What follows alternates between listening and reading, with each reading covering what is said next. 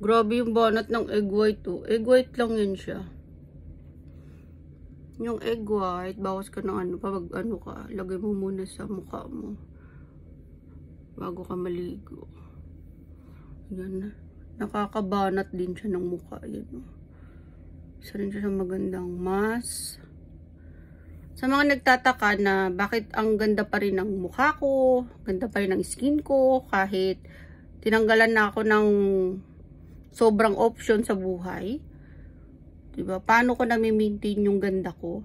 Although obsessed talaga ako sa sarili ko, na-obsess ako sa sarili ko. I really love so much myself. Yan, ayoko lang, pag na-stress ako, mas more on focus ako sa sarili ko, yung mukha ko, check ko kung yung mga acne, yung mga kalyo ko sa paa, yan. Yung ano ng kilikili ko, yung mga, binibilang ko yung mga wrinkles ko. Ganyan ako pag sobrahan ako ng stress. Mas nakatingin ako sa mukha ko. Tinitingnan ko yung mukha ko kung bakit kaya ako ang tinutukan ng mundo. Ganun na.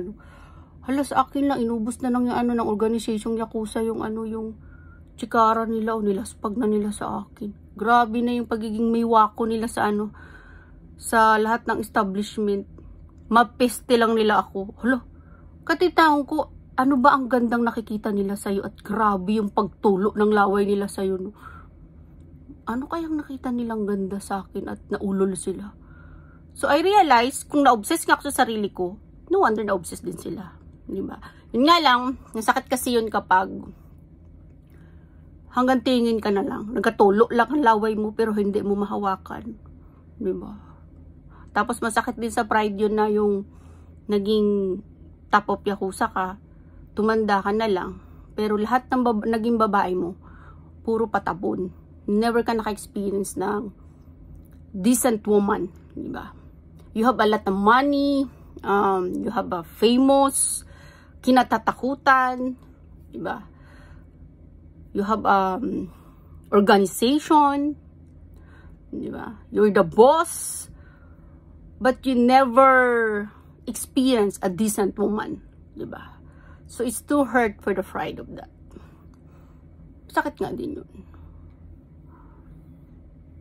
Bubo ka eh. Anong gagawin ko?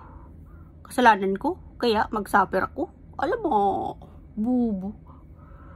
Jibuno ano dayo? Jibuno iranda dayo. Ako, I chose na hindi maging takantutin. Diba? I love myself eh. So, hindi ko deserve na may reject everywhere dahil hindi ako naging kabit at hindi ako naging puta. That's not my deserve. Diba? Sa mga concern, sa mga nagtataka bakit ang ganda ko pa rin kahit 7 years na ako hindi never na ako nagpa-ST salon. Self-care lang talaga ako. Yung maintain ko sa ano ko, ng mga cream ko. Tapos yan, yung mga natural na meron dyan sa kitchen mo. Try ka. Yan.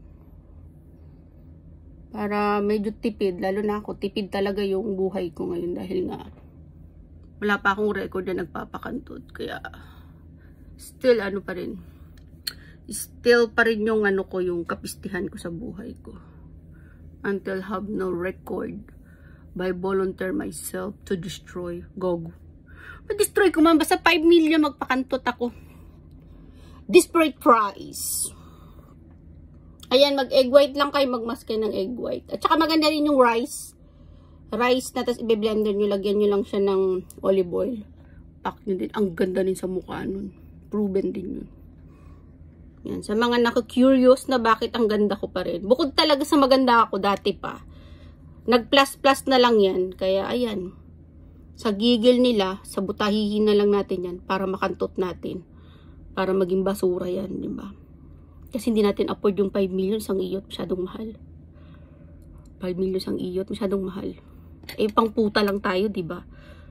Ang tsikara natin, pang putatsing eh. Hindi naman natin kaya mga disente palang babae.